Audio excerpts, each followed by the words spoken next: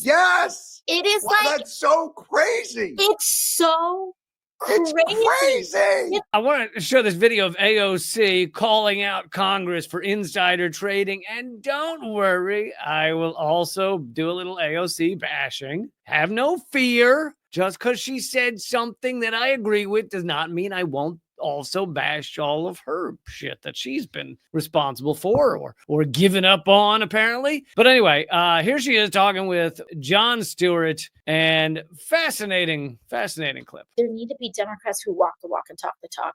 There is an insane amount. We're one sentence in. I'm done. No, I'm kidding. I'll keep playing it, but I love that he says walk the walk and talk the talk. This is someone who pretended to have like a moral core, who pretended to stand up for things, and then like the most she could be pushed to do on Israel as they committed genocide for 17 months was like, I think she abstained on some votes, but not really vocal. Also, she's actually had like online panels. I can't remember who was in them, but where she talked about the rise in anti-Semitism, and really it's basically running cover for Israel's genocide is what it is. Now, I am Jewish. There is anti-Semitism in the world. However, what Israel's purporting is going on is not anti-Semitism, okay? Criticizing Israel, criticizing their policies, criticizing their genocide, that's not anti-Semitism. But of course, she's kind of more than willing to run cover for that. So walk the talk and talk the walkity talk. What was it? She's not doing it. Okay, she does it on some issues here or there, but she legit got into office and then started abandoning the activist roots that actually got her there. And who knows whether she actually initially believed in that stuff or didn't. She told someone she was a fan of my show right after she got into office. I guess she was maybe right before she got into office. I don't think she is anymore, because I'm not willing to support someone who then abandons the people that she supposedly stood for. Now, there are certain issues she's good on. I don't deny that. There are certain issues. But, you know, she said in a magazine interview that Frontline's protest is, you know, she's matured more than that now. And she's in the backroom dealings. It's like, wow, could you be any more condescending and prove any more? If people needed to prove to them, could you prove any more that if you get into Congress and you supposedly are there to change things, you will just be changed by the system? You will just be beaten down by the system. Out of hypocrisy. And the hypocrisy is what gets exploited. Hypocrisy. She doesn't have any of that, does she? To use the cynicism. And wherever there's a hypocritical window, for example, I think one of the most biggest examples of this is insider trading in Congress. Like, dude, I don't know if I do I give snaps? I don't know what the kids do anymore, but like, dude, it is that's so crazy. It's so crazy. It's crazy. Here's the thing. I don't disagree that insider trading is a major problem in Congress. One of the biggest insider traders is Nancy Pelosi. So it's a problem on both sides. I mean, Nancy Pelosi's, stock portfolio shoots up as each of these things are happening. You can just look at what went down right before the pandemic started. You had all these Congress people, dumping stock in some things that were going to crash during the pandemic and buying up stock and medical supplies.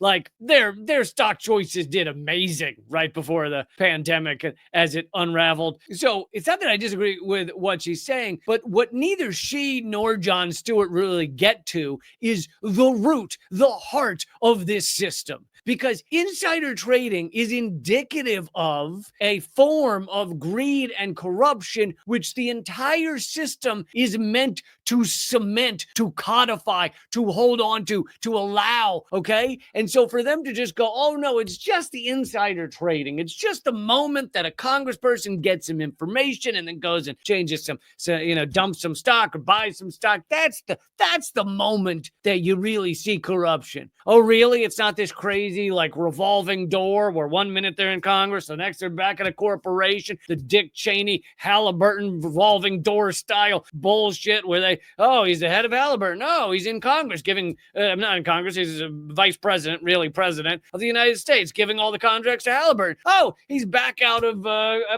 being the vice president and on the board of Halliburton. It's like, but that's the system, right? That's not generally called like corruption in the same way that insider trading is, when of course it's the same. It is a rotten to the core system. And for the most part, I'm not saying Jon Stewart never criticizes the revolving door, but for the most part, they're not going to get to the core of this system. Instead, the two of them just show, hey, we'll get angry at insider trading and we'll leave it at that, right? End of discussion. Because they can't admit, I don't know, to themselves. I mean, AOC is the system. So, and Jon Stewart used to be one of the biggest media personalities. So he, for a while, was the system. I don't know if you'd call him that now, but they can't really get to that core of the system. Instead, it's these surface issues. It's insider trading. It's that Republicans don't want this or Democrats don't want that. These little surface issue stuff. Not going to really get to the core of the system.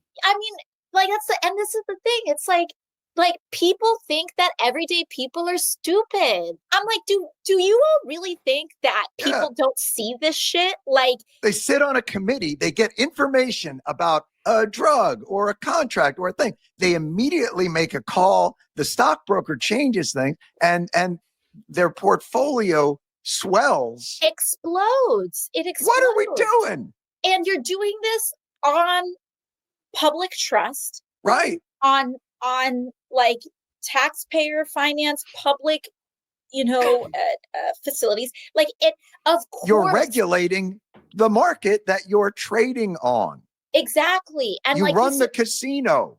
And then we're just like, money doesn't only corrupts Republicans. Give me a fucking break. I don't disagree with the concept of being angry about insider trading, but I'll give you another example of how these two can't generally get to the core of the system. They talk about how wrong it is to get inside knowledge and then trade on Wall Street. But another example of how they won't get to the core is they won't call Wall Street what it is, which is a Ponzi scheme. The dictionary definition of a Ponzi scheme. I've covered this several times before. The best book on it, I think, well, one of the best is The Ponzi Factor by Ton Liu. And I had him on my show to talk about it, I think, multiple times. He points out, and he used to be on Wall Street, used to work in banks. He points out that stocks are not dollars, right? Stocks have a value that's often based on hype. One of the biggest examples of this is Tesla, where Tesla is the stock is technically worth more than the following four big car makers combined, more than Toyota, Ford, whatever the others are combined. How is it that Tesla, that sells 1/10 of the number of cars as Toyota, their stock is worth more than the top four other car makers combined? Well, it has to do with hype. It has to do with what people think it's worth in their minds based on media coverage, based on what Elon Musk tweets, etc.